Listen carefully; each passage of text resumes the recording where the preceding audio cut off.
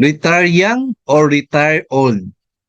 Answer, personally friends, retire young ang sagot natin. Specifically, age 55 or 56. Pwede na po tayo mag-retire niyan. If may other sources of income tayo, may small business na tayo, kasi pag ganyan, ready na tayo to retire young.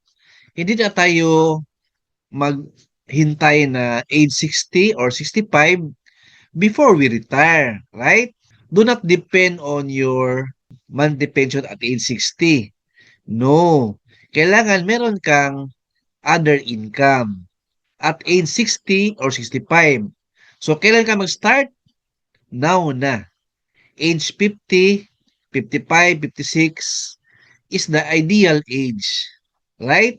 Just like uniform personnels, di ba? Yung mga PNP, yung mga Bureau of Fire Protection, BFP, 55, 56 ang retirement age nila. It's time to enjoy life na naman.